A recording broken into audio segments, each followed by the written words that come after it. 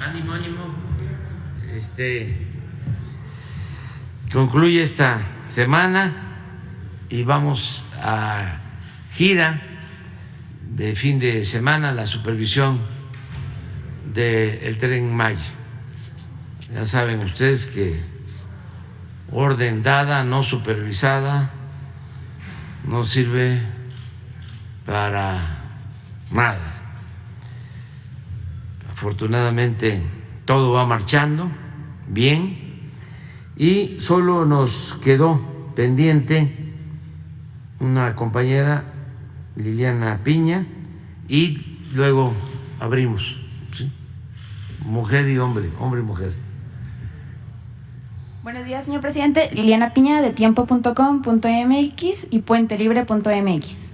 Mi primera pregunta es acerca de las reuniones que sostuvo ayer. La primera con Carlos Slim y con diversos empresarios, y después con Larry Fink de BlackRock. ¿Qué nos puede comentar al respecto de qué platicaron y si hay buenas noticias para México? Eso también porque el día de ayer dio a conocer el INEGI que es la cuarta quincena consecutiva con la baja en la inflación. Es mi primera pregunta. Bueno, en general hay un buen ambiente para la inversión. México es de los países del mundo con más ventajas para la inversión foránea, porque se cuenta con un tratado comercial y esto permite que lo que se produce en México se pueda exportar a Estados Unidos y Canadá. Por eso están llegando muchas inversiones y el pronóstico es de que México va a crecer mucho más que otros países. Hay condiciones inmejorables. Se está convirtiendo México en una potencia económica con dimensión social. Y en eso coinciden empresarios, y ayer eso fue lo que expresó también Larry Fink de este fondo de inversión, que es el más importante o de los más importantes del mundo. Estuvimos hablando sobre proyectos para México y ellos están decididos a seguir invirtiendo en el país. Por la mañana fue una reunión con empresarios de América Latina que en familia, porque vienen sus hijos, se reúnen. Esta iniciativa la promovió, fue precursor Carlos Slim y otros empresarios de América Latina, y año con año se llevan a cabo estos encuentros, y ahora correspondió a México y me invitaron a participar ayer y les hice pues una exposición de la situación del país en lo económico, en lo social y también en un muy buen ambiente de mucho respeto a México y con optimismo por lo que está sucediendo en el país en materia económica, comercial y en general, porque hay estabilidad política, hay gobernabilidad y se está llevando a la práctica el criterio de que la paz es fruto de la justicia, que a todos nos conviene que se atienda a los más necesitados. Se está asimilando, se está internalizando lo que hemos dicho, que por el bien de todos, primero los pobres.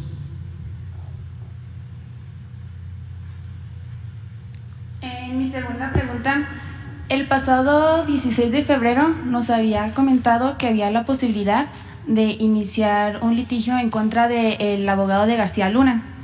¿Qué acciones fueron las que le recomendaron tomar a usted? Y acerca de Chihuahua, que ayer también nos confirmó que el cuerpo encontrado sí pertenecía a José Noriel Portillo, alias El Chueco. ¿Qué mensaje le podría mandar a los habitantes de la sierra? Y sería un lugar ahora más seguro, ya que pues falleció uno de los generadores más grandes de violencia, y también cuando nos visitan Chihuahua. Eso sería todo, gracias. Sí, sobre la denuncia al abogado, estoy esperando a ver qué va a suceder con el juicio de García Luna, porque falta la sentencia del juez. Ya el jurado propone 20 años mínimos de cárcel, 20 años de cárcel como mínimo, y pena perpetua. Pero todavía el juez, creo que hasta junio, va a decidir. En este intervalo de tiempo, en este periodo, todavía García Luna tiene posibilidad de informar, ampliar la información sobre su comportamiento, el por qué actuaba como fue acusado, si le informaba a Felipe Calderón, si tenía relación en este asunto y en otros con las agencias del gobierno de Estados Unidos.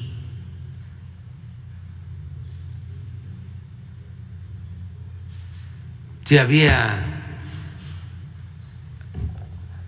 cooperación o relaciones entre los gobiernos, quiénes más estaban involucrados. Entonces, hay que esperar. Yo sostengo que sería bueno el que él hablara, porque no ha dicho nada. Sería bueno que diera su versión. Y eso, independientemente si lo ayuda a que le disminuyan los años de cárcel, sería una aportación a la vida pública del país, sería una contribución para mejorar la vida pública en México y que estas cosas no se repitan.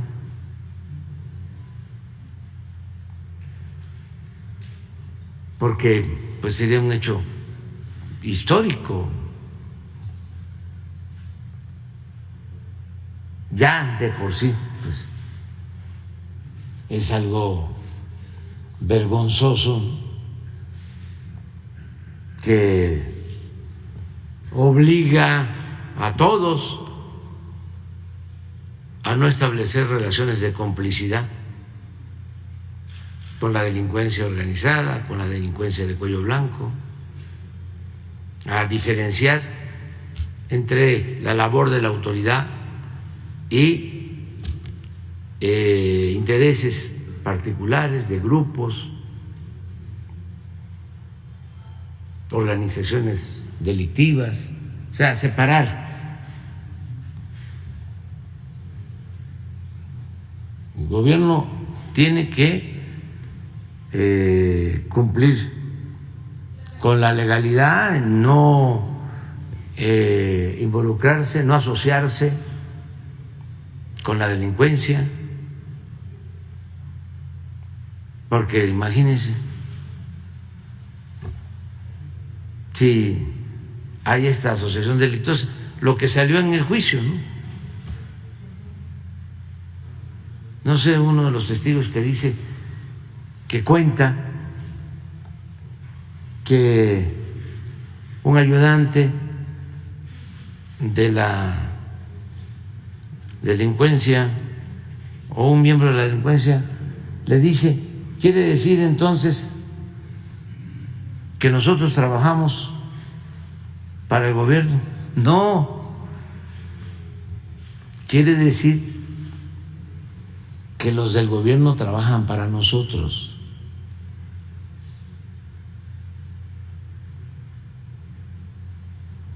Es un narcoestado lo que se padeció. No se ha dimensionado bien lo grave del asunto, porque como se tejieron relaciones de complicidad, pues todo el mundo calla. Los medios de información no hicieron un despliegue como lo merece el caso, de análisis, de reflexión, de lo delicado del asunto. Cuando en Televisa se analiza esto en las mesas, una vez creo, por encima, hasta defendiendo a García Luna, diciendo que era mentira que entrara tanto dinero en una maleta. Pero ya no se habla del tema. Imagínense, es de película. El control del aeropuerto de la Ciudad de México, lo que se dio a conocer, la clave, 3545, y a voltear a ver para otro lado.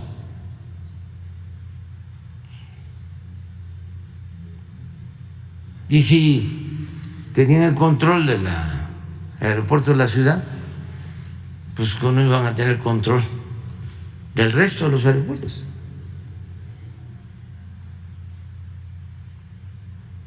Entonces ojalá y García Luna hable, ¿no? Y eso es lo que estoy esperando también para ver lo del abogado. Lo otro que me preguntaste es... Ahora que ella falleció. Bueno, que fue muy lamentable lo que sucedió. Esto se originó porque hubo complicidades, porque hubo tolerancia de autoridades locales para con estos grupos que actuaban ahí, en Krill y en Urique, con completa impunidad. se descubrió que este señor era patrocinador de un equipo de béisbol. Cuando comete el asesinato, ¿no?, de los sacerdotes,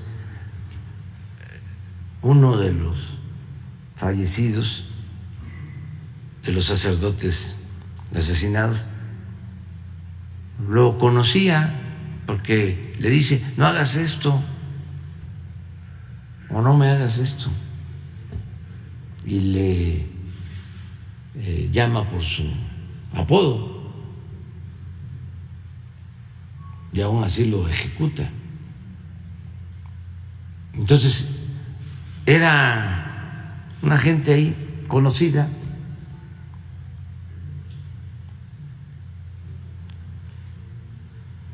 ¿Qué hicimos? Pues desde el primer momento actuamos. Fue la Guardia Nacional, fueron elementos de la defensa, se inició la búsqueda, nos mandaron a decir de que si salía el ejército iban a entregar los cuerpos, y dijimos no.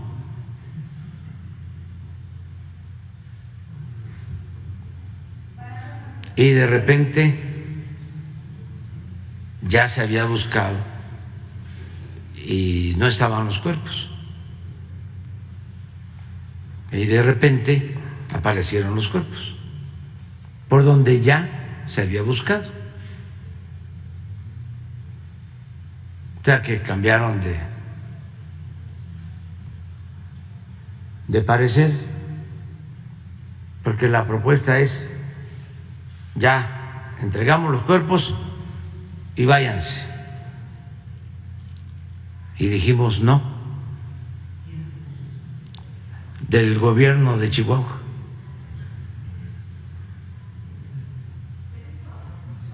Del gobierno de Chihuahua.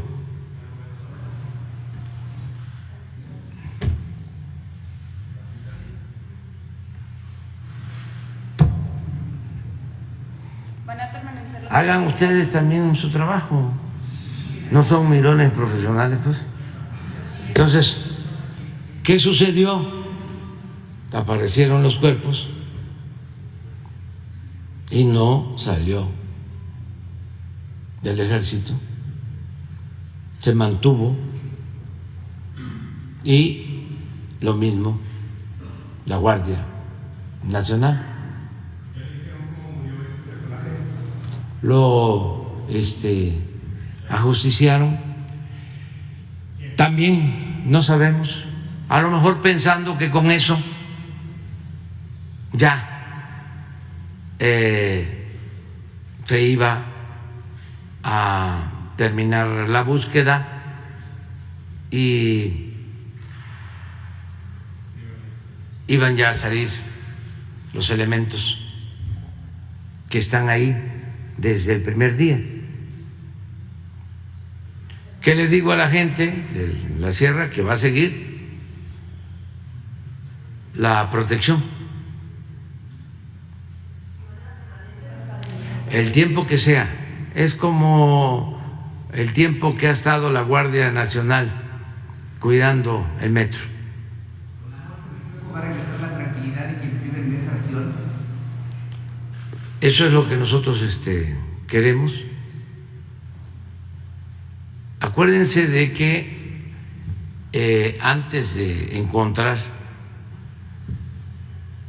a esta persona asesinada, ya se había llevado a cabo la detención de un número importante de integrantes de su grupo.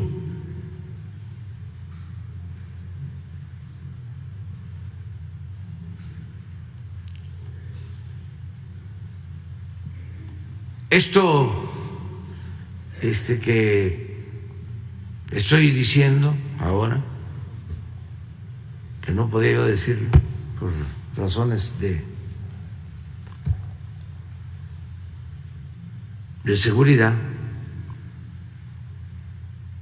es también un informe para el Comisionado de Derechos Humanos de la ONU, que solo se ha dedicado a acusarnos. Ojalá y tome en cuenta el trabajo que se hizo por parte de la Guardia Nacional y de la Secretaría de la Defensa, y que reconozca de que ya no son los tiempos de antes, de que había impunidad, de que sucedían estos hechos lamentables, estos asesinatos, y no se castigaba a los responsables. Porque estoy seguro que este señor de Derechos Humanos de la ONU, si estaba aquí cuando desaparecieron los jóvenes de Ayotzinapa, no dijo nada, no hablaban. Ahora es que todas estas organizaciones supuestamente no gubernamentales o independientes de la llamada sociedad civil están en contra de nosotros, casi todas financiadas por instituciones del extranjero. Ayer hablábamos de los de la guacamaya. Alguien me comentaba ayer mismo de que este hackeo de las llamadas guacamayas se ha hecho en otros países a Fuerzas Armadas de otros países. Entonces, ¿quiénes son? ¿Qué pata puso ese huevo?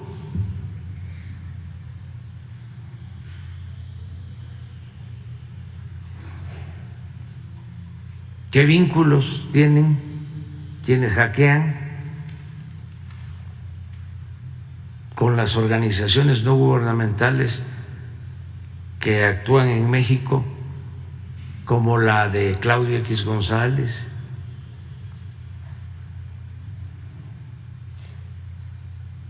Entonces vamos a seguir informando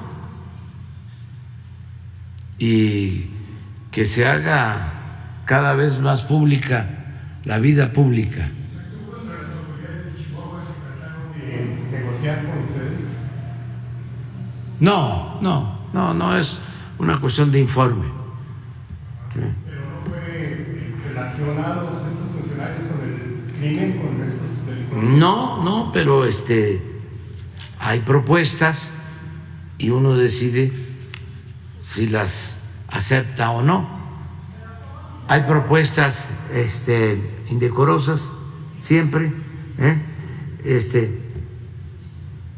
ya ves cómo son las cosas, lo que dicen en tu periódico, que son muy amarillistas y están muy en contra de nosotros. Tú no, tú no. Los machuchones de tu periódico.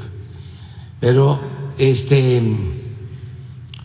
hagan ustedes también su trabajo. Digo, no ustedes, no, ustedes son muy aplicados. O sea, no, me refiero a los dueños, ¿no?, de los medios, ¿sí?, y a los más afamados periodistas.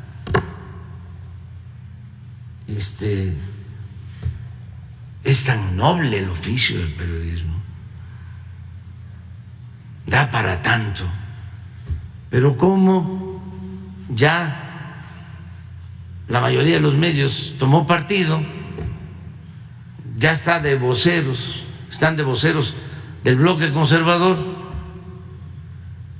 ya nada más están buscando cómo atacarnos para todo, en todo. Ahora que se peleó el presidente del PRI con el señor Chong, no tarda y yo creo que ya lo están haciendo, ya me están echando la culpa. Ya, como diría el clásico, ¿y yo por qué?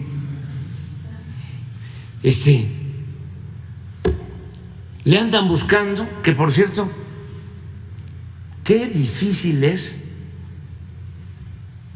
para los medios convencionales tratar ese tema,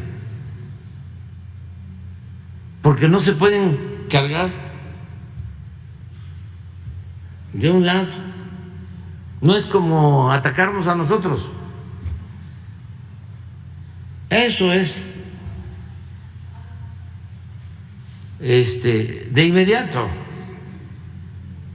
sin titubeos, porque les es rentable. Pero optar entre Chong y Alejandro Moreno a un medio, imaginen un medio de comunicación, una televisora, una estación de radio, un periódico. ¿A quién le dan la razón? Imagínense un conductor de noticias. Pongan ustedes el radio. Si se trata de nosotros, ya lo sabemos, ¿no? Es deporte nacional atacarnos. Le van cambiando que Pepe Cárdenas, que Moreno, que López Dóriga, que por donde le cambian son ataques a nosotros. Pero a ver cómo le hacen en este caso. Sí, apoyaban a Chong y Chong los apoyaba. Si también apoyaban a Alejandro Moreno y Alejandro Moreno los apoyaba.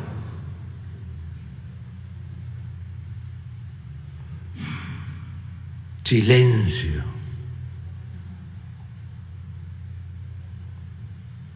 Ese tema mejor no tocarlo. Ahí no. Hay la pasión que desata, ¿no?, el atacarnos a nosotros. Entonces es interesante. Y dicen, la nota es la nota. Sí, la nota es la nota, pero eso no se trata, no se toca a los intocables. Poderoso caballero, don Dinero.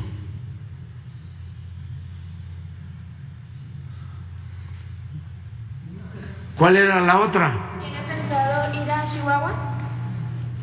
¿Tiene planeado ir a Chihuahua? Sí, voy a estar en Ciudad Juárez el próximo fin de semana. Vamos a tener una reunión para revisar los avances de las sucursales del Banco del Bienestar de Ciudad Juárez. Y voy también el próximo fin de semana a Baja California y voy a Baja California Sur, y voy a Sinaloa y a Nayarit. Y también el martes próximo, antes de este fin de semana, voy a ir a Guerrero, porque quiero terminar ya la gira por los 32 estados con el propósito de que a mediados de este año estén ya funcionando los cerca de 3,000 sucursales del Banco del Bienestar. Sobre eso estoy trabajando. Entonces ya nada más me queda Guerrero, Chihuahua, Baja California Sur, Sinaloa y Nayarit. ¿Las mañaneras? ¿Mande? ¿Las mañaneras se harán allá, en cada estado? No, porque vamos a hacer temprano el viernes, y sí me alcanza para ir a Juárez, y ese mismo día Tijuana, y luego La Paz, luego Culiacán y Tepic.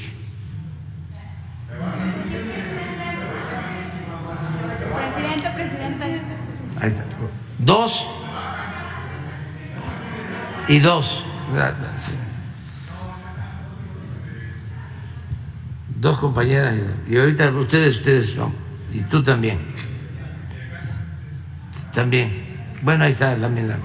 Vamos a ver si alcanzamos. Buenos días, presidente. Muchas gracias. Stephanie Palacios, de la Agencia Internacional Sputnik.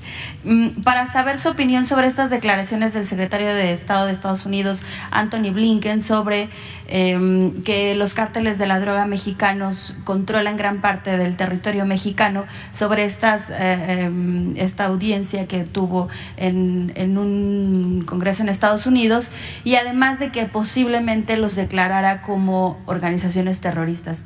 ¿Cuál sería su primera impresión? Además de que también criticó el tema de que están preocupados por el tema de cómo están tratando el gobierno mexicano a las empresas estadounidenses y que podría afectar a la inversión en México.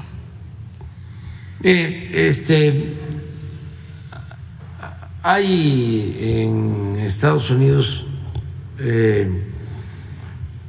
una campaña anticipada por las elecciones del año próximo. Entonces, se suscitan estos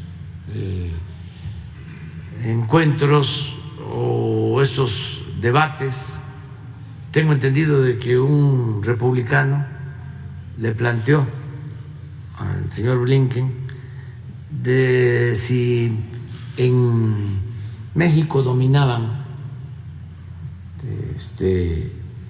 los narcos.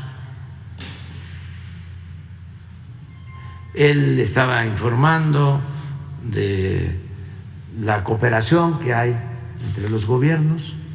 A él le consta, pues, que estamos trabajando de manera coordinada, pero lo interrumpió y le dijo: a ver. Y entonces tuvo él que decir de que sí, lamentablemente, ¿no?, que había regiones de México dominadas por el narco. Eso es falso, no es cierto. Hace como un año declaró lo mismo un comandante de las Fuerzas Armadas de Estados Unidos, y se le informó de que no era cierto.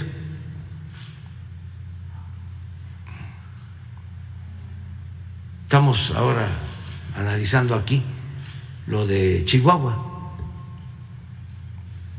Si dominara el narco, pues no se hubiese hecho nada para enfrentar a quienes participaron en el asesinato de los sacerdotes. No hay ningún lugar del territorio nacional en donde no haya presencia de la autoridad. Te puedo decir al señor Blinken, que creo lo sabe, de que constantemente estamos destruyendo laboratorios clandestinos en Sinaloa, en Sonora, en todos lados. Aunque han sido repentinas las quejas a raíz de también de este asesinato de los 4 estadounidenses que fue en Tamaulipas, Sí, y que de ahí se ha desatado como una controversia. Es más con fines electorales. Saber si estas personas que sobrevivieron de los estadounidenses interpusieron una denuncia aquí en México, y quién está llevando. Se está llevando a cabo una investigación y se va a aclarar todo y se actúa. Y eso es lo que está sucediendo. También debe de reconocerse que cuando le preguntan a él y a quien es vocera de la Casa Blanca si consideran que es recomendable considerar como terroristas a los narcotraficantes mexicanos, dijeron que no. Nada más que eso, la prensa mexicana y los medios de información, y no solo la mexicana, también allá, esa parte ya no se destaca. Si ustedes ven el Reforma, no lo he visto, pero estoy seguro. A ver, ponme el Reforma, creo que de ayer o de antier. ¿Cuándo fue esto? Ayer. Van a ver el encabezado. Les prometo que no lo he visto. Me puedo equivocar. Y con el tema de las No, pero a ver, espérate. Pero este es de hoy. ¿Y cuándo fue lo de? Antier. A ver, la de ayer. ¿El de ayer?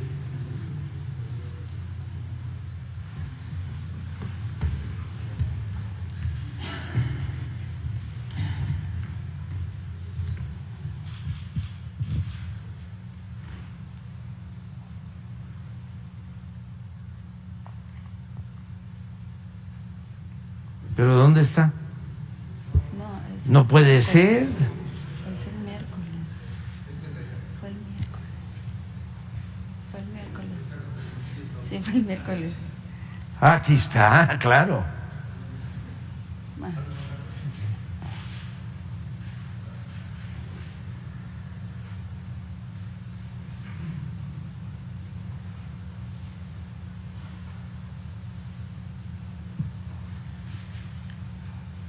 Sí. No, pero lo de Blinken fue después. El miércoles. Entre ellos. La declaración la hizo el miércoles, se publica el jueves. Entonces ha sido esta semana. ¿Ayer no lo publicaron? ¿Este de cuándo es? ¿Y el del jueves? ¿Es el que vimos anteriormente? Uh-huh. Porque me extraña que no esté en primera.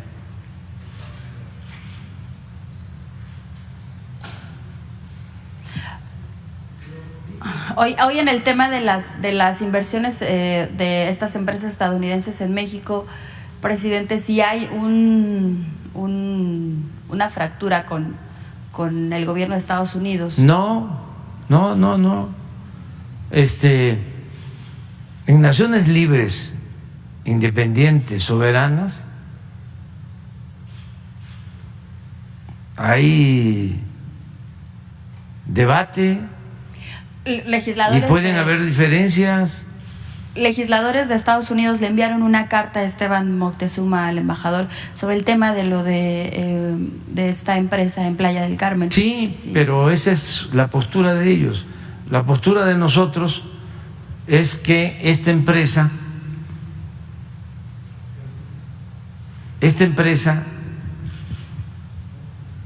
Calica, que es Vulcan allá, destruyó el territorio en Quintana Roo. Voy a volver a poner el video para ver si de la Embajada de Estados Unidos lo copian y se lo envían, con todo respeto, al señor Blinken, para que vean lo que hizo Vulcan, para que tenga todos los elementos. Esto es lo que hizo Vulcan.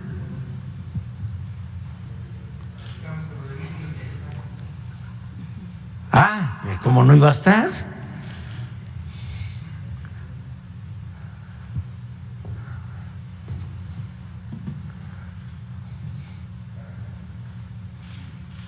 Ahí está.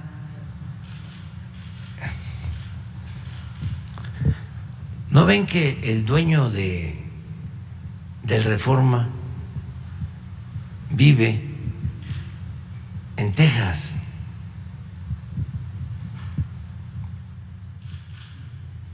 Tiene doble nacionalidad. Entonces este periódico, pues,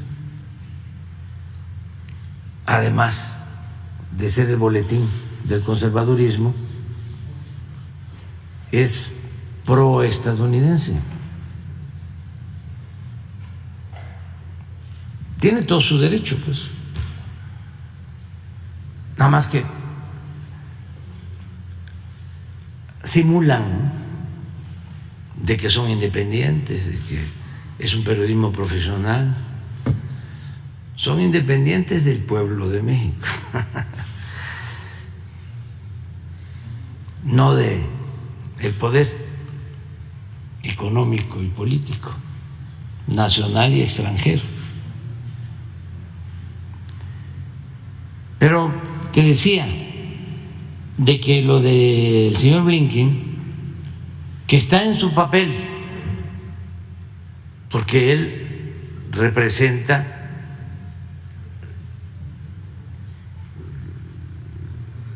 los intereses de las empresas estadounidenses, o sea, es su trabajo, como el mío es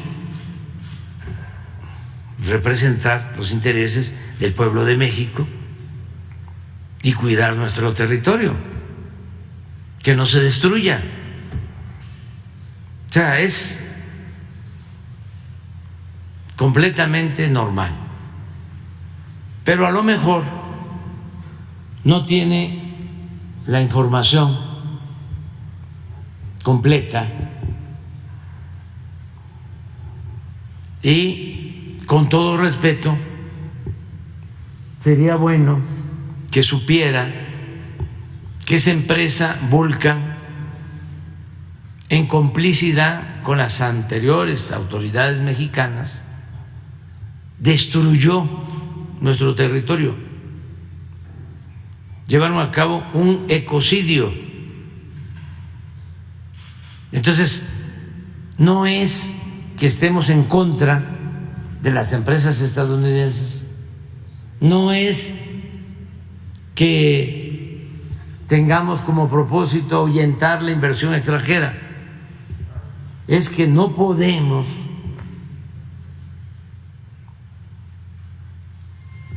aceptar, tolerar, porque estaríamos traicionando al pueblo de México No podemos permitir eso.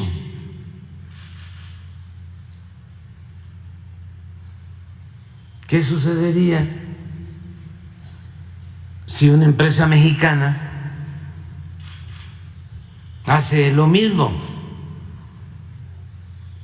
en la Florida?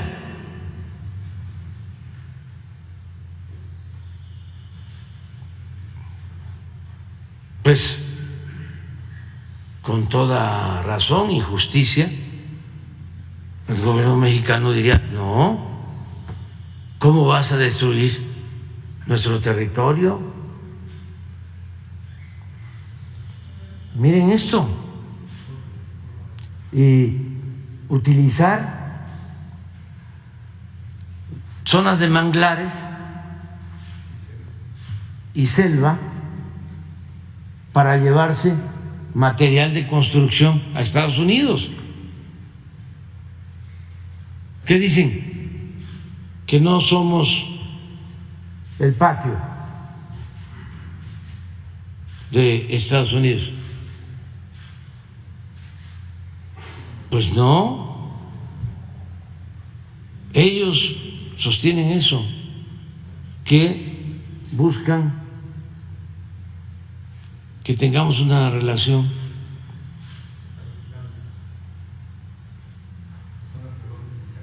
sí, esta es la zona arqueológica adentro de Vulcan. Y miren,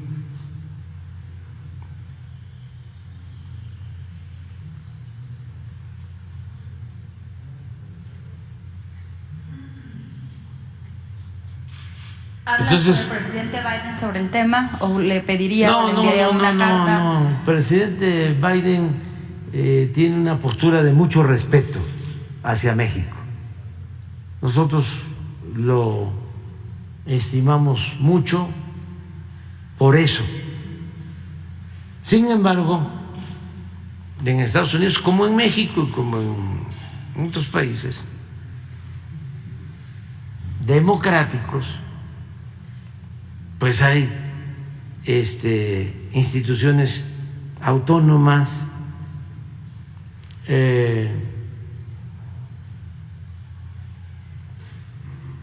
o con autonomía relativa.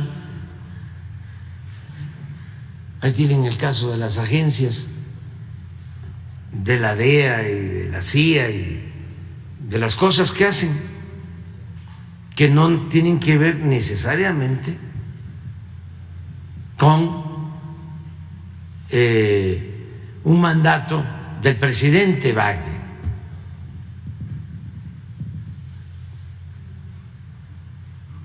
Entonces hay un nivel de autonomía, como en las democracias. ¿Qué es lo que está llevando a esta polémica? Que hay senadores republicanos que defienden a Vulcan porque allá tienen el sistema político en el cual se permite que las empresas apoyen a los partidos y apoyen a los candidatos.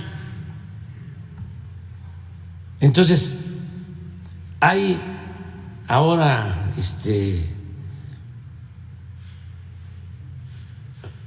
legisladores de Estados Unidos que están, por ejemplo, defendiendo a Monsanto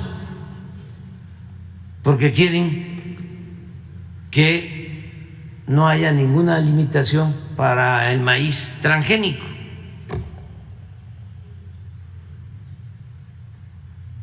Porque esos legisladores obtienen votos en las zonas donde se produce maíz y reciben apoyo de las asociaciones de productores de maíz para sus campañas.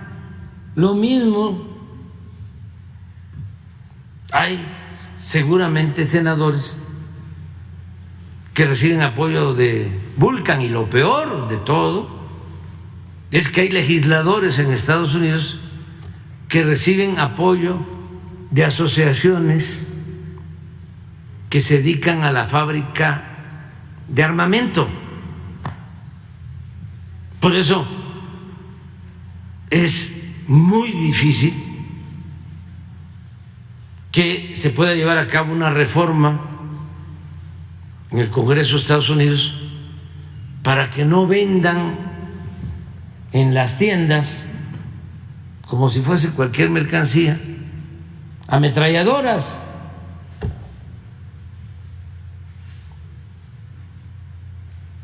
Sin control por los intereses.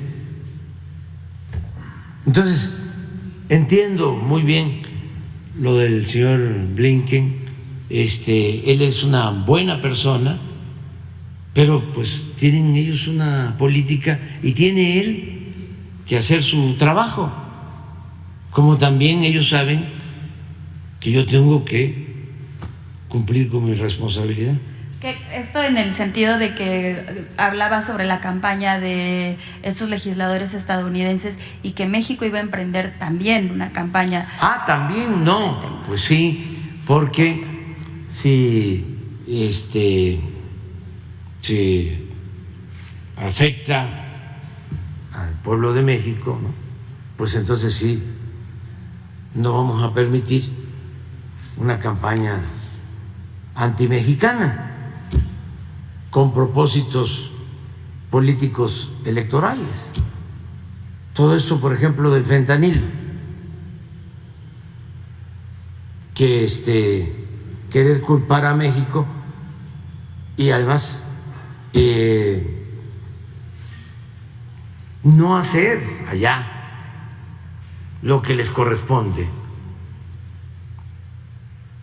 Estoy repite y repite y repite la frase bíblica de que nada más ven la paja en el ojo ajeno y no la viga en el propio. O sea, es una actitud muy prepotente, pero además decimonónica. Ya es de hace 200 años. No es posible, pues, que se siga sosteniendo esa doctrina y esa forma de hacer política. Es muy prepotente y ofensiva, porque tiene que buscarse una relación de cooperación, se tiene que buscar siempre una buena vecindad, lo que hizo Franklin Delano Roosevelt, uno de los mejores presidentes de Estados Unidos, y también lo que está haciendo el presidente Biden, porque ha hecho cosas muy importantes. Por ejemplo, todos los presidentes de Estados Unidos, como manda, construían muro. Todos, republicanos o demócratas. El que más propaganda hizo sobre el caso fue el presidente Trump. Pero Bush padre, Bush hijo, Clinton, Obama, todos hicieron muro. El único que no ha hecho muro es el presidente Biden.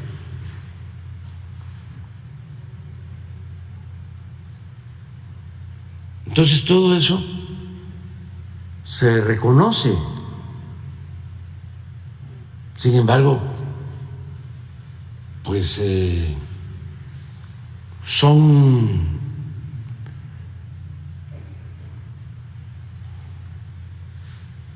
inercias, son prácticas que vienen de tiempo atrás. Ahorita que mencionaba sobre el tema del fentanilo y las drogas, también se mencionó en el Congreso de Estados Unidos sobre esta red social que también los cárteles mexicanos utilizaban, que es el TikTok, y que pensaban que, bueno, que era una red para espiar y que además la utilizaban los cárteles mexicanos para distribuir todo este tema. ¿Cuál es su opinión sobre eso también? Pues que no hay pruebas. Y pensaban censurarla. Entonces Estados Unidos no hay pruebas, no me quiero meter en ese debate, pero es como decir, los migrantes llevan la droga, llevan el fentanilo. Pues no, el migrante va a buscarse la vida porque no tiene oportunidades en sus lugares de origen, lo hace por necesidad, no por gusto, y no lleva droga. Sin embargo, vimos ayer una encuesta, vuélvela a poner, en donde los estadounidenses, por la manipulación que llevan a cabo los medios, ya no quiero decir de información, ¿cómo se les puede llamar? Medios de manipulación, no. Los medios de desinformación, ¿sí? No permiten que la gente tenga, ahora sí, buena información. Entonces, manipulan. Entonces le preguntan a los estadounidenses, acá, de los estadounidenses, 39%, fíjense, 39% de los estadounidenses piensa que el fentanilo que ingresa a Estados Unidos lo introducen los migrantes indocumentados. 39% en total. ¿Qué es el nivel de desinformación? Esto es falso, completamente. Pero ya si vamos por simpatías partidistas, el 60% de los ciudadanos republicanos, 60% de los ciudadanos republicanos piensa que el fentanilo que ingresa a Estados Unidos lo introducen los migrantes indocumentados. Entonces, esto es lo que utilizan para ganar votos los políticos sin escrúpulos, porque un político honesto no podría valerse de la falta de información y además querer sacar provecho de una mentira, de algo que no es cierto, que no es verdad.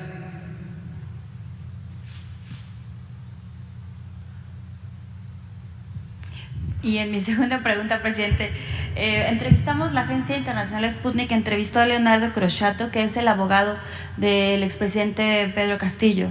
El abogado de Castillo pide una audiencia con usted Él nos dio esta entrevista desde Buenos Aires, en Argentina, para hablar sobre la detención de Castillo y la violación de derechos humanos que fue víctima y que ahorita está preso. Además habla sobre el tema del gobierno de Dina Boluarte en Perú y sobre estos más de 70 fallecidos que hay en ese país, y además que si podría recibirlo aquí en México, ¿cuándo podría recibirlo? Esta entrevista fue publicada hoy en el portal de la agencia y saber si podía, pues sí. Sí, cómo no. Además, porque hace una semana él se reunió con el presidente Gustavo Petro en Colombia y ha pedido el presidente Castillo, pues sí, visitar a todos los mandatarios de América Latina para el apoyo y refrendar. ¿Y usted también qué opina sobre eso? Sí, nos ponemos de acuerdo, pues ya saben cuál es mi opinión sobre este tema. Creo que fue una injusticia que se cometió, se violó la democracia,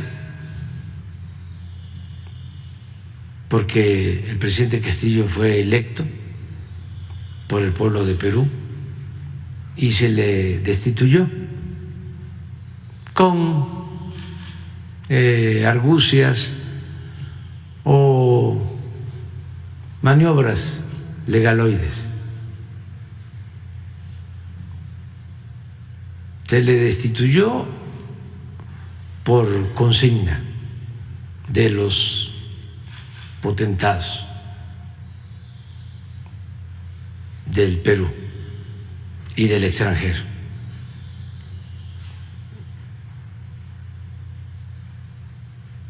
Y en eso, por ejemplo, no se dice nada. Comenta el abogado que en otros no se habla sobre esta violación de derechos humanos. Ni el New York Times, ni el Washington Post, ni el Wall Street Journal, ni el Reforma, aunque ya ven ustedes lo plural que es, lo profesional.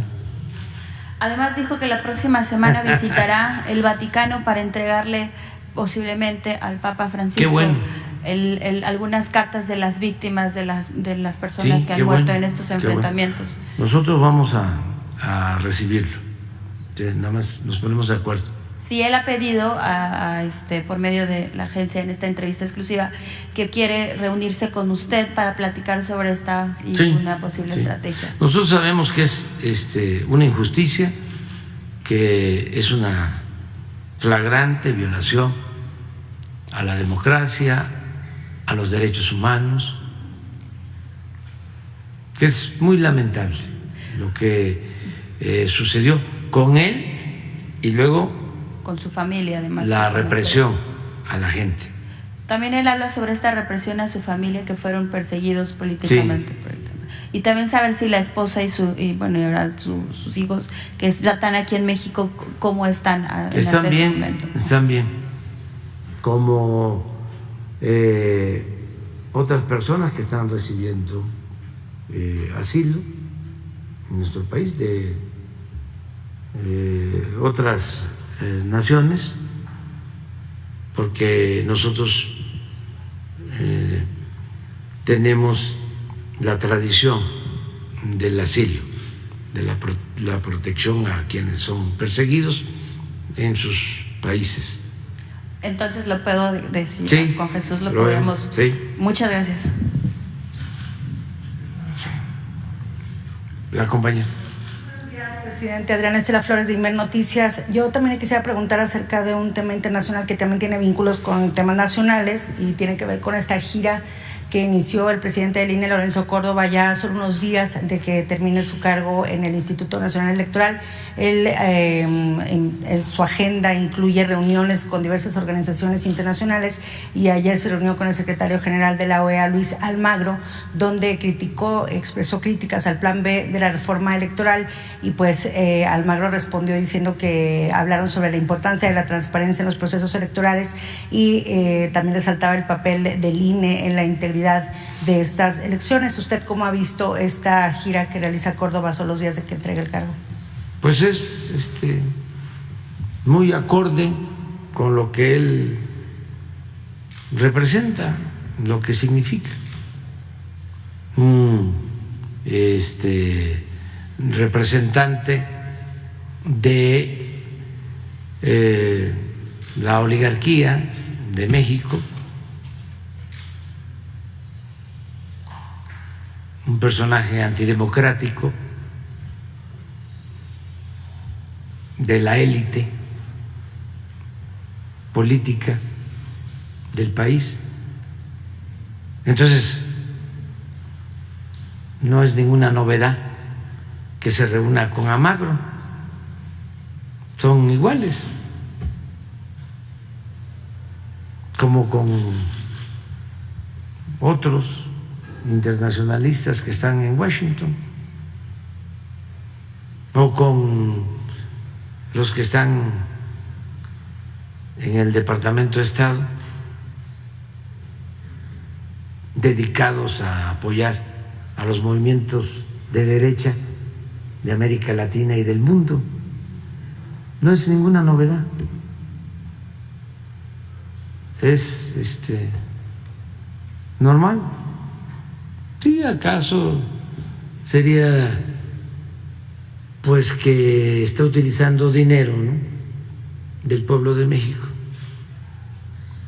para hacer turismo político derechoso, facho.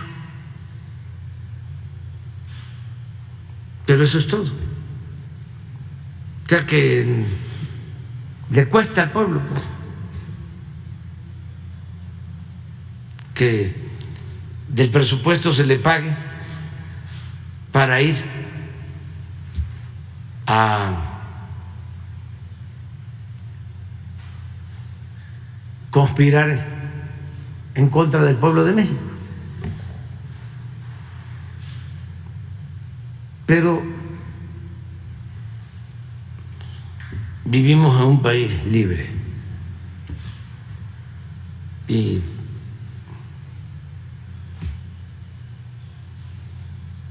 hay tolerancia y se garantiza el derecho a disentir. No hay problema. Y ellos ni se dan cuenta. Ellos lo ven normal. Porque así era antes. Y creen que así deben de seguir siendo las cosas. Se resisten a entender de que ya hubo un cambio.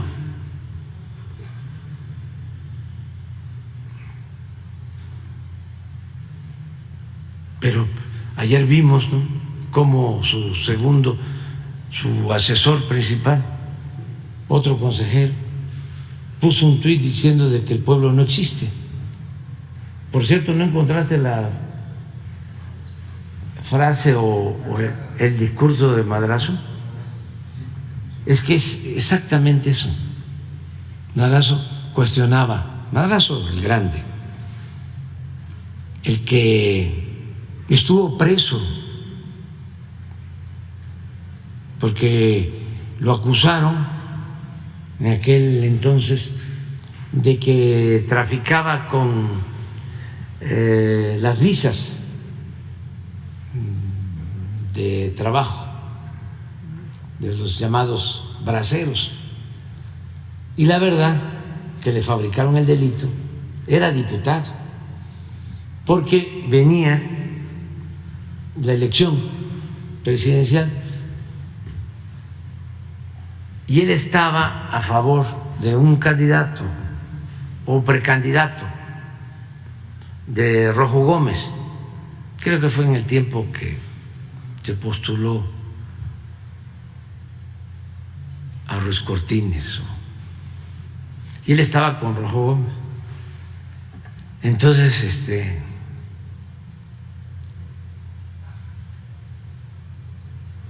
o Alemán o Ruiz Cortines, no recuerdo.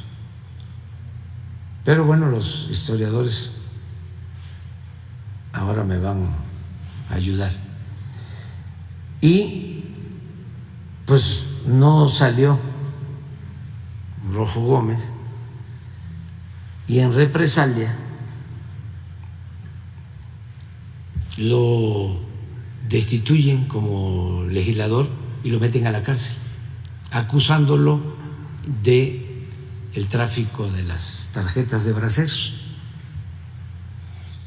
Muy lamentable, ¿no?, todo esto.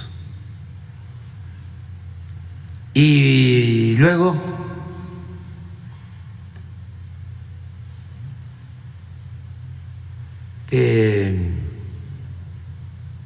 pues sigue en la política, sale de la cárcel, es gobernador de Tabasco,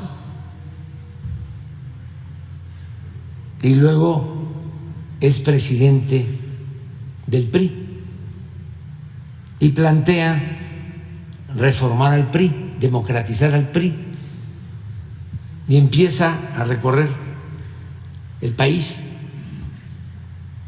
y era muy buen orador, pero pues choca con los gobernadores, en particular con el gobernador de ese entonces de Sinaloa, y pues con Díaz Ordaz, que era el presidente. Imagínense, Díaz Ordaz. Y Madrazo se fue, como se dice en política coloquialmente, por la libre, y en aquellos tiempos. Entonces lo destituyeron. Y hay muy buenas anécdotas, porque dicen que el que lo sustituye fue a llevarle su discurso de toma de posición a Díaz Ordaz. El que lo sustituyó fue Lauro Ortega, que era un periodista pues ortodoxo, ¿no?, de los que actuaban con estricta disciplina.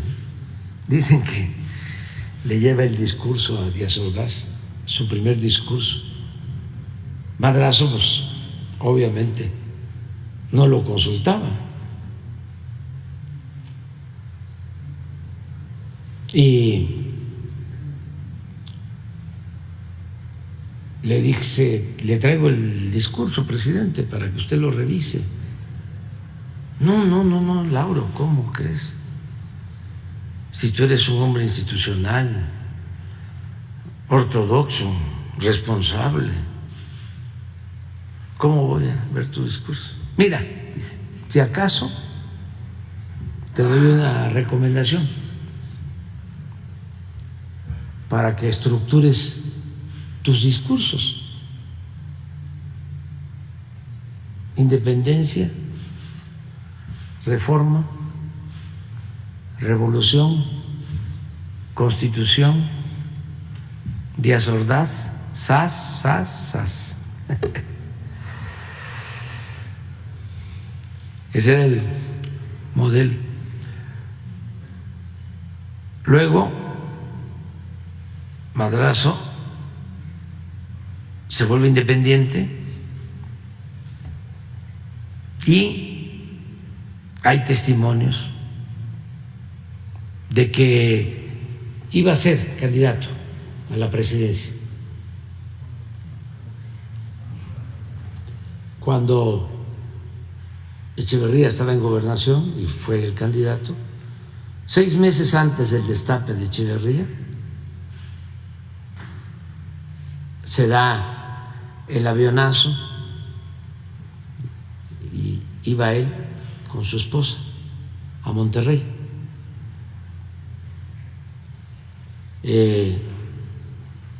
Y se sostiene que fue un atentado en aquel entonces.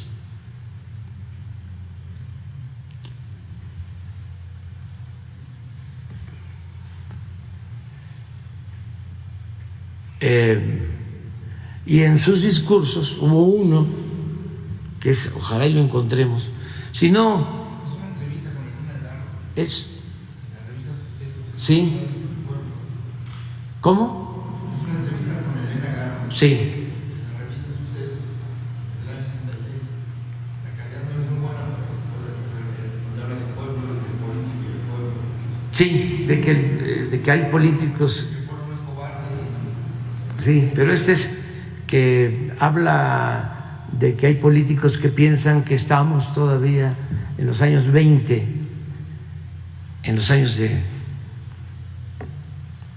Huitzilac, Morelos, y dicen que el pueblo no existe. Es bellísimo el discurso. Entonces, pues así piensan. Entonces, no es ninguna novedad lo del viaje. Que estos pronunciamientos de Almagro, considerando cómo ha actuado el secretario general de la OEA en Bolivia, en la crisis de Bolivia, en la de Venezuela, ¿cree que también vaya a tener algún impacto de cara a los procesos electorales de 2024, presidente, respecto a la integridad de las elecciones aquí en México? No, aquí no pueden. No, el pueblo de México es mucha pieza. Y al pueblo de México se le respeta. Y en un segundo tema, le quisiera preguntar, presidente, ¿cuál es el pronóstico que tiene, o el diagnóstico más bien, que tiene el gobierno federal sobre Guanajuato? Le preguntaban hace días, presidente, sobre la desaparición de mujeres, una desaparición de 6 mujeres ocurrida el 7 de marzo. Fueron encontradas asesinadas, y en el mismo lugar donde las hallaron también se encontraron más restos humanos, se han encontrado también fosas clandestinas por parte de colectivos de desaparecidos, y justo antier fue asesinado el director de la Seguridad Pública. Yo le quisiera preguntar qué se va a hacer allí en el caso concreto de Guanajuato, y qué más información se tiene acerca de la desaparición de 3 mujeres estadounidenses en China, Nuevo León. Estamos trabajando en eso. En Guanajuato estamos trabajando, es una situación grave que tiene que ver con el consumo de droga. No en todos lados del país hay consumo. Cuando hay más consumo, hay más crímenes. A mayor consumo, más homicidios. Porque el mercado de las drogas, el llamado narcomenudeo, enfrenta a las bandas. Y hay asesinatos y desaparecidos y toda esta situación muy lamentable. Donde hay menos consumo, hay menos homicidios. El caso de Guanajuato es que no sé a ciencia cierta por qué razón se incrementó el consumo, no solo en los jóvenes, lamentablemente en trabajadores de maquilas, de cristal y de drogas. Y hay distribuidores que venden. Entonces, hay siempre enfrentamiento por la venta de las drogas. Y no sucede, además, en todo Guanajuato. Por eso sí tiene que ver con consumo, y tiene que ver con las maquilas, y tiene que ver con la pérdida de valores, la desintegración de las familias, los bajos salarios, el abandono de la educación, de la salud por parte del gobierno, porque en Guanajuato llevan mucho tiempo los gobiernos del PAN apostando a la privatización en todo. Llegué una vez a uno de los municipios de Guanajuato y me encontré de que en la cabecera municipal no había una sola escuela preparatoria pública, todo privatizado. Entonces, esa política durante mucho tiempo pues produce pobreza, y si se agrega bajos salarios en las maquilas, es una mezcla de factores. Entonces estamos buscando atender las causas, porque si eso se extiende, con todo respeto, nos pasaría algo muy difícil de enfrentar, como lo que sucede en Estados Unidos. Porque el problema en Estados Unidos es el consumo. Es tristísimo que jóvenes pierden la vida por el fentanilo. Pero, ¿por qué la adicción? ¿Qué pasa ahí? ¿Cuáles son las causas? Yo sostengo que hay una crisis social, familiar, que ha llevado a que los jóvenes se sientan solos, abandonados, infelices. Entonces, no es un asunto de que ya no ingrese el fentanilo o se distribuye el fentanilo en Estados Unidos, sino por qué hay consumo. O sea, atender las causas es lo que nos preocupa del caso de Guanajuato. Afortunadamente, esto no se repite. En Jalisco todos sabemos que opera un cártel, pero no hay ese consumo que hay en Guanajuato. Y por lo mismo, no hay el número de homicidios que hay en Guanajuato.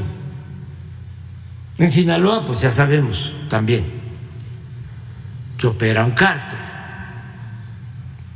Incluso es donde más laboratorios clandestinos se destruyen. Pero no hay homicidios, porque no hay consumo, o no hay el consumo que se da en Guanajuato. Entonces, ¿qué tenemos que hacer? Cuidar. Primero, atención a los jóvenes, que haya bienestar en las familias, que se garantice el derecho al trabajo, que se garantice el derecho a salarios justos, el derecho a la educación, que se fortalezcan valores, que se evite la desintegración de las familias, que sigamos exaltando la gran reserva de valores que tenemos en México, la importancia de la solidaridad, de la fraternidad, de nuestras familias, que no nos pase lo que sucede en Estados Unidos, y lo digo también con todo respeto, pero eso ayuda a todos, porque esta es una cuestión humanitaria, de que van creciendo los jóvenes y ya tienen que abandonar la casa. Aquí no. Y todo eso nos ayuda mucho, porque la familia es la principal institución de seguridad social, la familia mexicana. Entonces, todo esto tiene que llevar a que no se opte por la droga y que también se informe, porque muchos padres no tienen conocimiento. Hablábamos del caso de los vapeadores, de cómo se pensaba que no eran dañinos, y todavía traían ahí en recomendaciones y lo que contienen, y 4 o 5 sustancias inofensivas.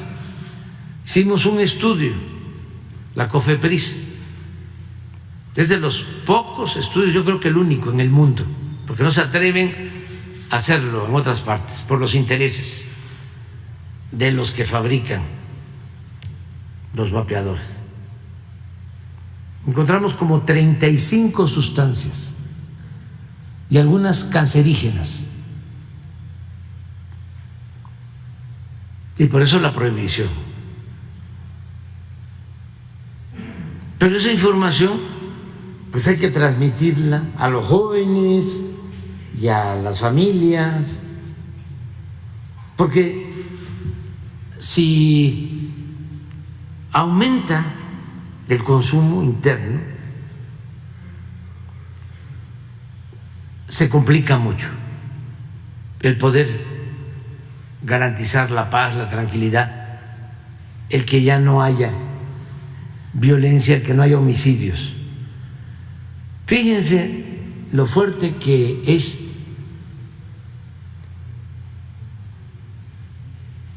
la costumbre, la tradición en las familias mexicanas, la fortaleza de las culturas de México,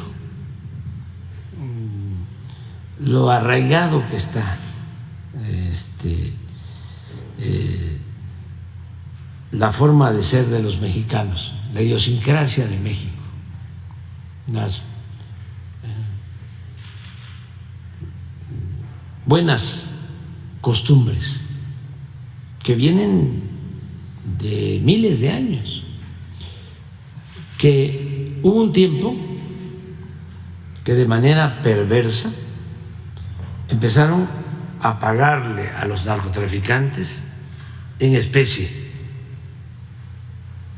dejaron de pagarle en dinero para que abrieran mercado en México, para crear mercado interno. Eso casi como unos 15, 20 años. Empezaron con eso, a no pagarle en dinero sino en especie, con droga. Sí, creció el consumo, pero no llegaron a inundar por completo, a invadir por completo, a eclipsar a todo México. ¿Por qué? Por la eficiencia del gobierno. No, sí, ya hemos visto cómo los gobernantes estaban vinculados a narcotraficantes. No. Por nuestras culturas, por nuestras costumbres. Imagínense a los jóvenes en las comunidades de Chiapas, en las comunidades de Oaxaca. Por eso los que dicen que si desapareciera Chiapas y Oaxaca y Guerrero estaríamos mejor. No tienen ni idea. No me gusta usar la palabra, pero están completamente desinformados. Hay otra palabra más fuerte. Pero bueno, imagínense en las comunidades de Oaxaca. Conozco todos los pueblos de Oaxaca, donde los jóvenes van a estar con el fentanilo o con el cristal. Acabamos de ir a Chiapas, la evaluación sobre seguridad, prácticamente sin homicidios, sin delitos graves. ¿Por qué? Bueno, porque en Chiapas, porque en Oaxaca se mantienen los valores, la vida comunitaria, costumbres, tradiciones que vienen de lejos, y eso nos fortalece mucho.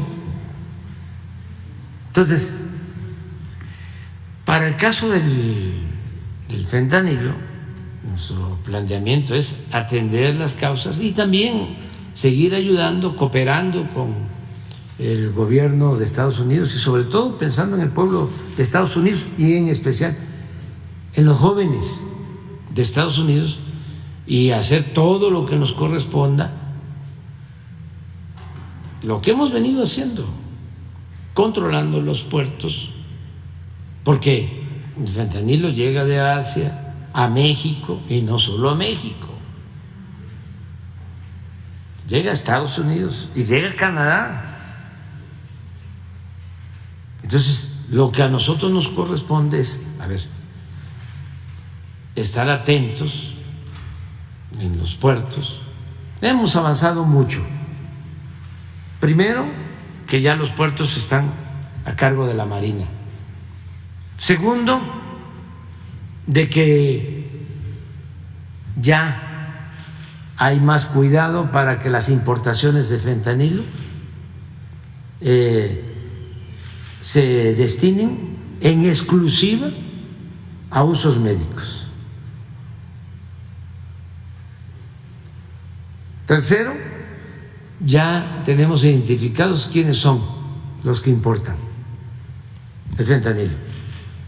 ¿Ya tienen un diagnóstico de esto? Sí, porque antes importaban y la dirección que daban las empresas o laboratorios supuestos eran departamentos en unidades habitacionales, no existía, pues.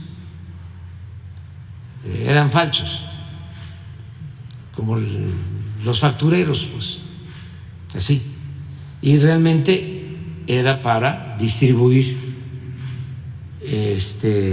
droga y llevarla al norte. Eso ya está controlado. ¿Cuántas empresas fueron depuradas en esa detección? No tengo el dato, pero varias, muchas, ya saben, incluso tenían hasta representantes en COFEPRIS, o sea, gestores adentro de COFEPRIS.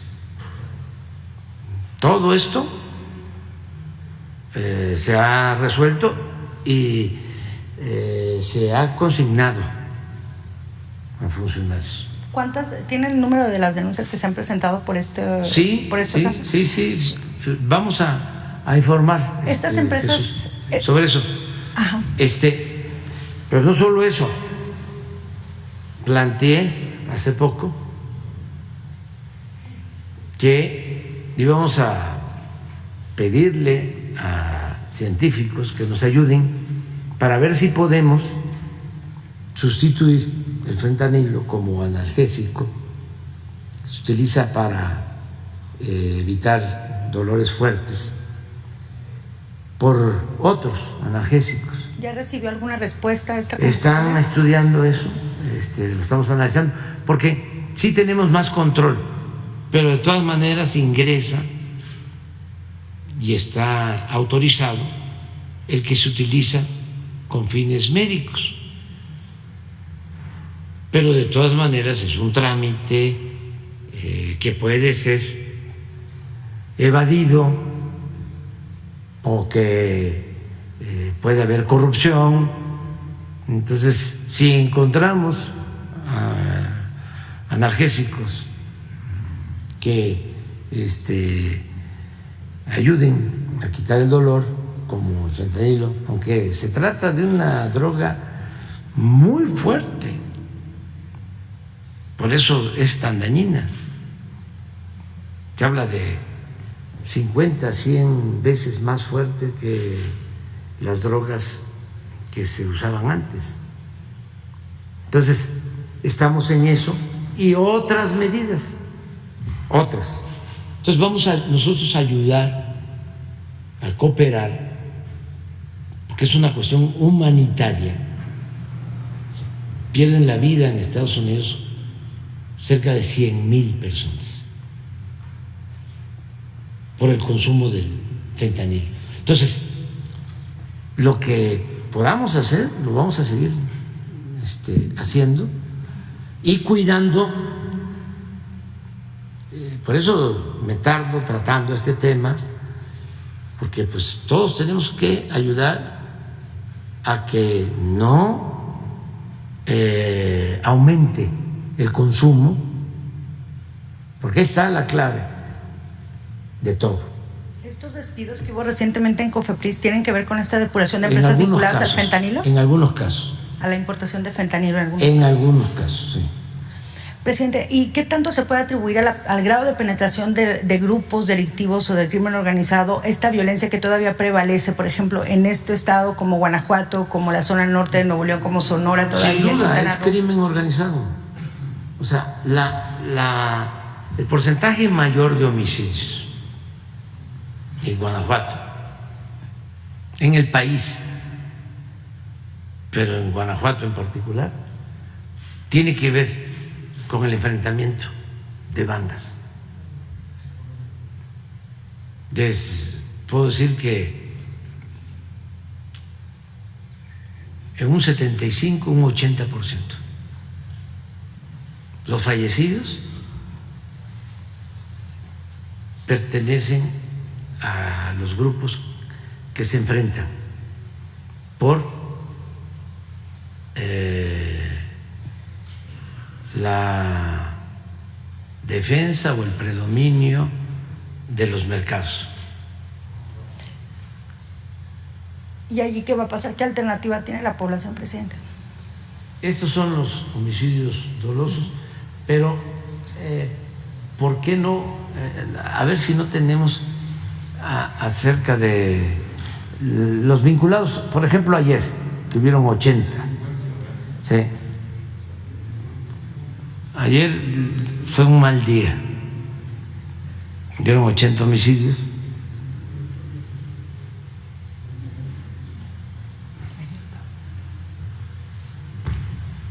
Y de los 80, 73% delincuencia organizada.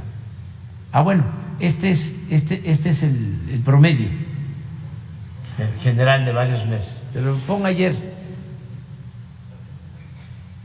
para que se vea el comportamiento, ¿no?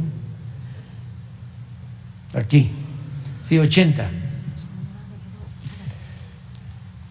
35% en 3 estados. Fíjense que no estuvo Guanajuato, fue el cuarto, que siempre está en el segundo lugar. Y 3 estados ayer sin homicidio. Pero hay una tabla de ayer sobre, de estos 80, ¿cuántos relacionados con el crimen organizado?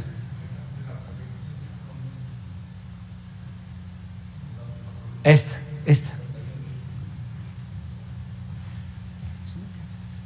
de 80 a 58. Entonces,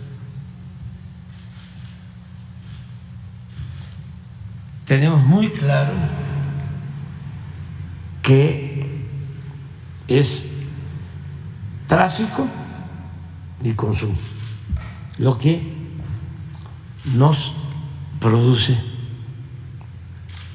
los homicidios, genera los homicidios. ¿Y colusión de autoridades, presidente? Menos. Ya no es como antes, de que las autoridades, bueno, en todos los niveles estaban involucradas. ¿Pero cuál es la explicación a ese escenario entonces, presidente? Por ejemplo, que en Sonora, que en Zacatecas, insisto, que en Guanajuato todavía exista este panorama de desapariciones, de enfrentamientos como los que veíamos también en la época de Felipe Calderón. Porque tiene su explicación. O sea, en el caso de Zacatecas es tránsito, o sea, es una ruta. El caso de Sonora tiene consumo. Por ejemplo, donde tenemos más problemas es en Obregón, en Empalme, Guaymas. Ahí hay consumo, desgraciadamente. ¿Cuántos estados del país están así, presidente? Que el gobierno federal los tenga como con una mira especial, o donde tengan diagnosticado esta alta penetración de grupos delictivos y estos altos índices. ¿Cuántos estados se encuentran en una situación con alta penetración de crimen organizado? Como 5. ¿5? ¿Cuáles serían, presidente? Los que aparecen que tienen que ver con homicidios. A ver, la información del miércoles, el informe. ¿Y allí cuál va a ser? De los estados con más homicidios. Hay una relación estrecha. Mire.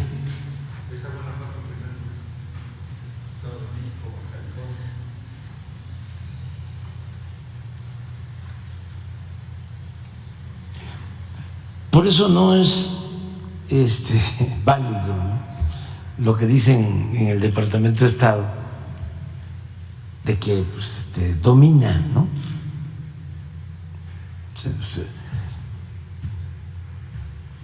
Vamos bueno, aquí está. Pon el de homicidios media, el promedio nacional.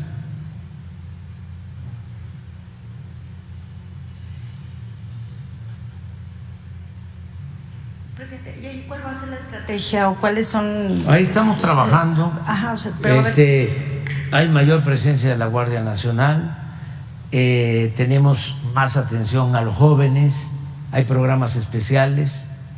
¿Y a la población de los estados qué les dice, presidente? A la población que todavía enfrentan este tipo de situaciones, sobre todo en las familias. Estamos trabajando todos los días y ellos lo saben. Ellos lo saben.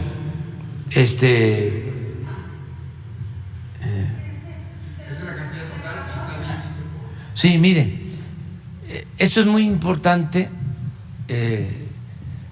Esta es la media y todos esos están abajo de la media nacional. Chiapas, sí. Sí, pero sí es la misma. Entonces, miren, Yucatán, Baja Sur, Aguascalientes, Campeche, Tlaxcala, Nayarit, Coahuila, Tabasco, Hidalgo, Querétaro, Chiapas. O sea,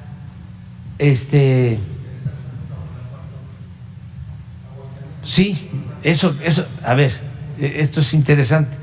¿Cómo se explican que Querétaro esté aquí y Guanajuato está acá?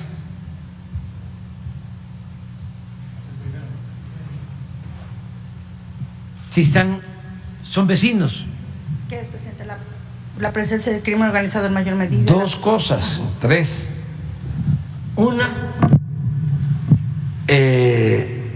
los trabajos en Guanajuato, o mejor dicho, el pago de salarios en Guanajuato es más bajo que en Querétaro. Sí, la maquila que hay en Guanajuato no es igual que la maquila que hay en Querétaro. Lo otro, que es importantísimo, consumo. Volvemos a lo mismo. En Querétaro no hay el consumo que hay en Guanajuato. Es dos elementos. Y un tercer elemento, pues, es que en Guanajuato se dejó crecer mucho tiempo. ¿Podría decirse es un narcoestado? No quiero así decirlo, no, porque no es un asunto partidista, no es. Estamos nosotros ayudando en Guanajuato y vamos a seguirlo haciendo. Porque me preguntas eso, yo te puedo decir que en Guanajuato es donde tenemos más cuarteles de la Guardia Nacional y estamos ayudando, y en esto no tenemos diferencias con el gobierno del Estado, porque es la seguridad del pueblo. ¿Y a las familias de las víctimas qué les dice, presidente, de los desaparecidos, de las personas asesinadas, de estas mujeres? Seguimos buscando a desaparecidos y que no hay impunidad y que vamos a seguir haciendo justicia. Y que además lo hacemos todos los días, como nunca se había hecho en México. Pero, gracias, presidente. En la balacera que el domingo pasado hubo 7 muertos, se mataron a 2 personas inocentes, a un joven y a un... Sí, es que hay bandas en esa zona de Caborca, del crimen organizado, operan de tiempo atrás. Hemos estado enfrentando ahí bastante violencia del crimen, toda esa zona de Sonora. Ahí, por ejemplo, en Caborca tenemos proyectado, ya deben de haber iniciado el proyecto, se va a construir una base militar en esa región y tenemos guardias nacionales y estamos trabajando entonces todos los días para esto.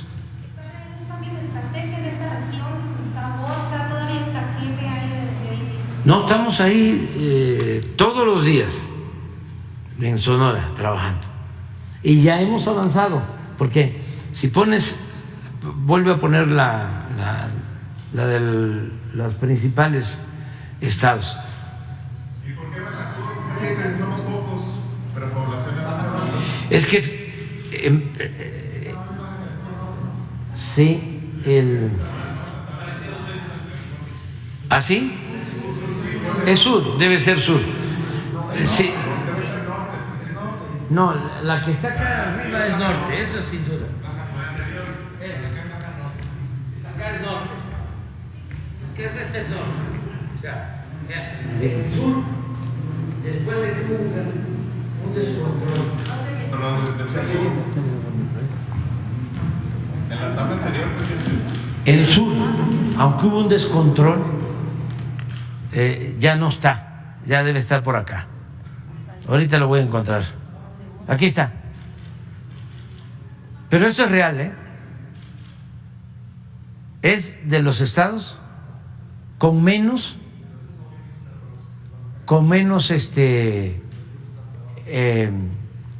homicidios. Baja Sur. Ahí tenemos, bueno, por eso está aquí. Pero a lo que yo iba con tu pregunta es que ya Sonora ya salió del cuadro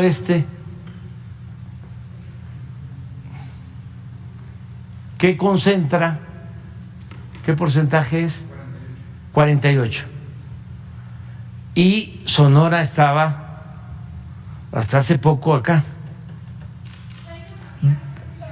Sí, vamos avanzando, pero yo insisto de que tiene que ver mucho, lo que más daña es no solo el tráfico, el consumo. Es grave, sobre todo en el sur. En el sur. Cajeme, sobre todo. Cajeme. Lo tenemos visto. O sea, por eso, pues vamos a seguir. Es que, como todos los días tratamos esto, pues ya sabemos qué es lo que se tiene que hacer. El embajador de Colombia, presidente, sugirió dijo que la sugerencia del presidente Petro es que haya un pacto con el crimen organizado como la vía para facilitar. El presidente Petro es un gran presidente. Es un compañero, amigo. Nosotros llevamos muy buenas relaciones con ellos.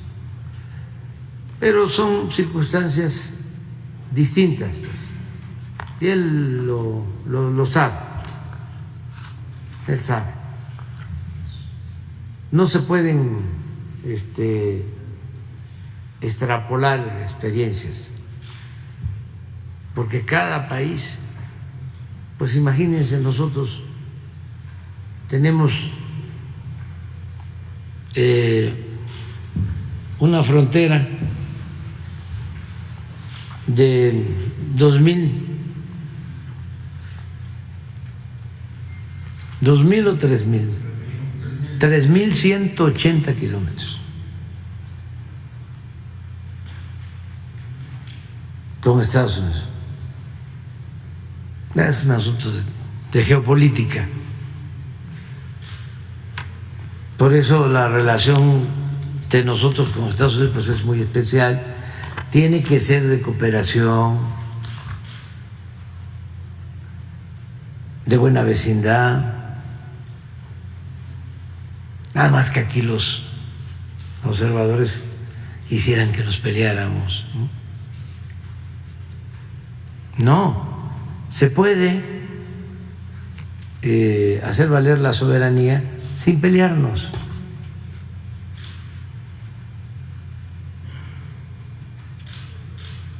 Y más cuando en Estados Unidos hay un presidente como el presidente Biden. No hay ningún problema. Aunque el Reforma dale y dale y dale y dale y dale. ¿Qué fue lo que sacaron el 21 de marzo? ¿No tienes el periódico del 21 de marzo? Fíjense, es el natalicio de Benito Juárez, la entrada a la primavera. Van a ver la nota, no sé si en el periódico, pero la vi en la... pues sí, debe estar acá porque como hay que pagar ahí, pues ya ni modo, solo que fuese yo masoquista, ¿no? Que pagara yo para ver el Reforma, o fuese yo de plano muy conserva, ¿no? Entonces hasta pagaría, ¿no?, por ver el Reforma. Pero ¿cómo lo reproducen? No, lo que quiero es sobre el aeropuerto. Yo creo que fue o el 22. A ver, el 21.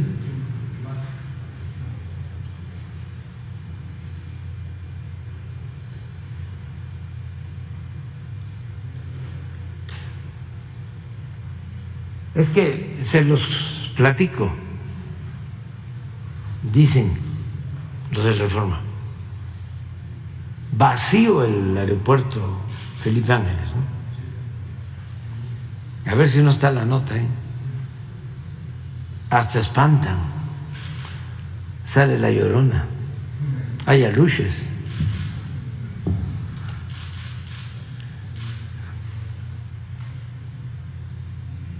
Pero está como, me quedé pensando, no llegan los pasajeros al aeropuerto. Es como para decirles, pero tampoco les leen a ustedes, ya nadie lee el pasquín A ver, que levanten la mano los que leen el Reforma, de los que están aquí. 1. No, pero levanten la mano, a ver si lo leen. Ya, ahí está. 4. La mayoría no lo lee. Ya, y qué bueno que no lo lean, porque no, por necesidad lo tienen que hacer y todo. Pero vean nada más las cabezas. Sí, ya se imaginan, o sea, es un tuit del Reforma, sí. Sí. A ver, ponlo. Es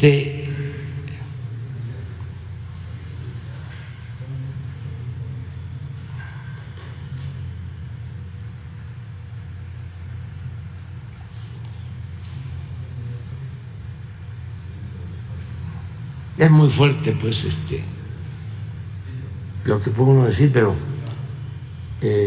sí, miren, esta es la nota del Reforma acerca del aniversario del aeropuerto Felipe Ángeles.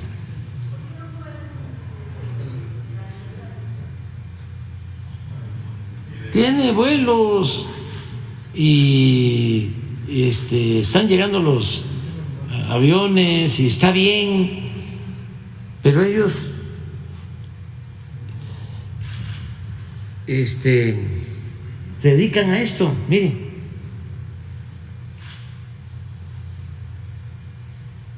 yo creo que fueron como a las 4 de la mañana.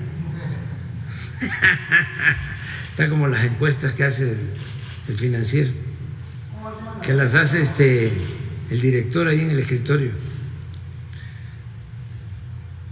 bien cuchareadas. Bueno, ahí nos vemos el lunes. Ustedes dos, sin falta. Sí, sin falta. Sí, sin falta. Todavía no estamos en eso. Sí. Ahí va, poco a poco, avanzando. Nos vemos el lunes. Entonces,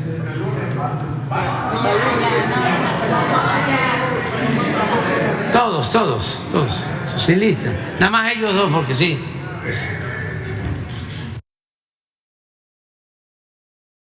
Sobre